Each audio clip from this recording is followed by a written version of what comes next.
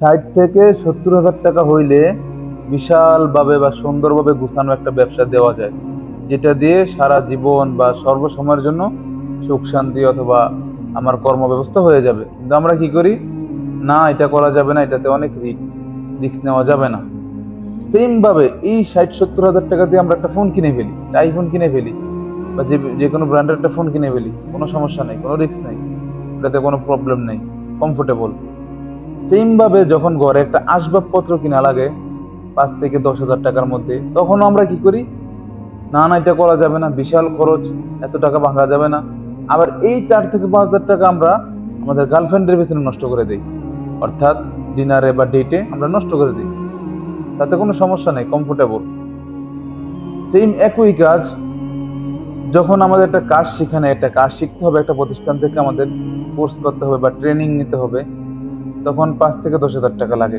তখন আমরা কি ভাবি, না এত টাকা খরচ করে আমরা কিসের কাজ শিখবো, দরকার নেই, এগুলার স্কিল ডেভেলপ করানো লাগবে না। কিন্তু আমরা এর থেকেও দ্বিগুণ টাকা, 15 থেকে 20 হাজার টাকা খরচ করে ট্যুরে চলে যাই, ওটাতে আমাদের কোনো প্রবলেম নাই। মানে আমরা মানুষ এখন বর্তমানে সব থেকে বোকামি করি কি, সাময়িক সময়ের খুশির জন্য আমরা সারা জীবনের খুশিটা, সারা জীবনের আনন্দটাই নষ্ট করে দিই। অর্থাৎ আমরা মানুষ সারা জীবনের খুশির জন্য কোনো কাজ করি না, আমরা সাময়িক সময়ের খুশির জন্য কাজ করি। এটা আমাদের জীবনের সব থেকে বড় বোকামি, সব থেকে বড় ভুল।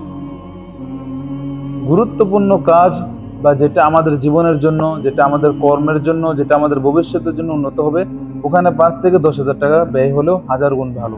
কিন্তু আমরা ওখানে ব্যয় করতে রাজি না।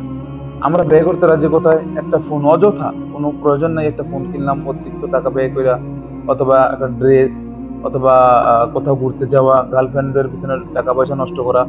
এই টাকাগুলো যদি আমরা একসাথে যোগ করি, যোগ করে এবং আমাদের ভবিষ্যতের পিছনে বা আমাদের সামনে যে যে কর্ম করতে হবে, অথবা আমাদের সংসারের পিছনে যে খরচটা আছে ওখানে যদি যোগ করি, আমাদের জীবন অনেক উন্নত হয়ে যাবে। আমরা যদি এইভাবে নষ্ট না করে টাকা পয়সা যদি ভালো একটা কাজে লাগাই, সংসারের কাজে অথবা নিজের কর্মস্থলের জন্য ট্রেনিং নেওয়া বা স্কিল ডেভেলপ করানো, এগুলোর পিছনে যদি আমরা এই টাকাগুলো লাগাই দিই, আমাদের সময়ও বাঁচবে, আমাদের ভবিষ্যৎও খুব সুন্দর হবে এবং আলোড়ন হবে। তো আমাদেরকে এই জিনিসগুলো বুঝতে হবে। শুধু শুধু টাকা ওখানে সেখানে নষ্ট করা যাবে না।